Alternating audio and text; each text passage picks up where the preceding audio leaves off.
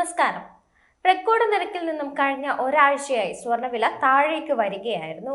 എന്നാൽ ഇന്നത്തെ വർധനവോടെ സംസ്ഥാനത്തെ സ്വർണ്ണവില വീണ്ടും 72,000-അടുത്ത് എത്തിയിരിക്കുകയാണ്. ചൊവ്വാഴ്ച ഗ്രാമിന് 40 രൂപയും പവന് 320 രൂപയുമാണ് കൂടിയത്. ഇതോടെ ഗ്രാം വില 8,980 രൂപയും പവന് 71,840 രൂപയുമായി.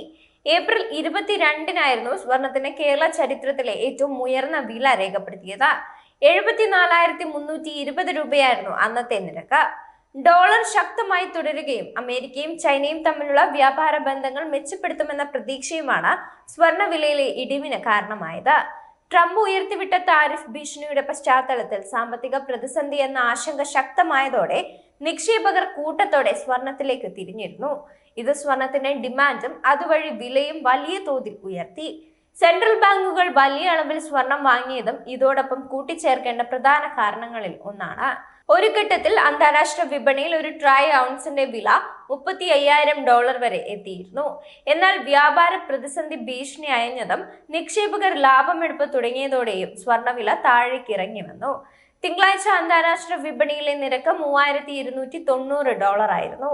ഇന്ന് അത് $3,313 ആയി. അന്താരാഷ്ട്ര വിപണിയിലെ ചില ചലനമാണ് ഇന്ത്യൻ വിപണിയിലും പ്രതിഫലിച്ചത്.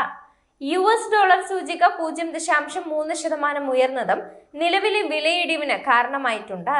ഡോളർ ശക്തമാകുന്നത് മറ്റ് കറൻസികൾ ഉപയോഗിക്കുന്ന ഇടപാടുകാർക്ക് സ്വർണത്തെ കൂടുതൽ ചിലവേറിയതാക്കും. ഇത് വാങ്ങാനുള്ള താല്പര്യവും അതുവഴി ഡിമാൻഡും കുറയ്ക്കും. ചൈനയോടുള്ള ആക്രമണാത്മക സമീപനം US മയപ്പെടുത്തുമെന്ന് പ്രസിഡന്റ് ട്രംപ് സൂചിപ്പിക്കുകയും താരിഫ് ചർച്ചകൾ നടക്കുന്നുണ്ടെന്ന് പറയുകയും ചെയ്തിരുന്നു. അന്താരാഷ്ട്ര രംഗത്തെ പ്രതിസന്ധിയിൽ കൂടുതൽ അയവ് വരികയാണെങ്കിൽ വില വീണ്ടും കുറയുകയോ നിലവിലെ ഇടിവിൽ പിടിച്ചു നിർത്തുകയോ ചെയ്യും. അതേസമയം വിപണിയിലെ പിരിമുറുക്കങ്ങൾക്ക് അല്പം അയവ് വന്നിട്ടുണ്ടെങ്കിലും സ്വർണ്ണവില വളരെ ഉയർന്ന നിലയിൽ നിലനിർത്താൻ ആവശ്യമായ അനിശ്ചിതത്വം ഇപ്പോഴും നിലനിൽക്കുന്നുണ്ടെന്നാണ് വിദഗ്ധരും പറയുന്നത്. അതേസമയം ഇന്ത്യയിലേക്ക് നോക്കുകയാണെങ്കിൽ റിസർവ് ബാങ്ക് ഓഫ് ഇന്ത്യ സ്വർണം വാങ്ങുന്നത് തുടരുകയാണ്. കഴിഞ്ഞ സാമ്പത്തിക വർഷത്തിൽ RBI 57.5 ടൺ സ്വർണമാണ് വാങ്ങിക്കൂട്ടിയത്. 2017 ഡിസംബറിൽ സ്വർണം വാങ്ങാൻ തുടങ്ങിയതിനു ശേഷം ഒരു വർഷത്തിനിടയിലെ രണ്ടാമത്തെ ഏറ്റവും ഉയർന്ന വാങ്ങലാണിത്.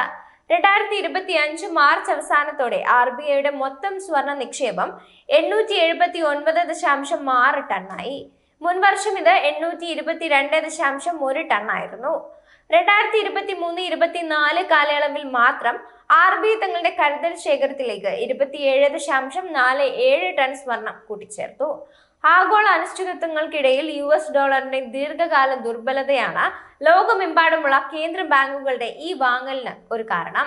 അതേസമയം കേരള വിപണിയിലേക്ക് നോക്കിയാൽ പവന് 71,840 രൂപയാണെങ്കിലും ആഭരണമായി വാങ്ങുമ്പോൾ 10% പണിക്കൂലിയിൽ 81,400 രൂപയിലധികം നൽകേണ്ടി വരും.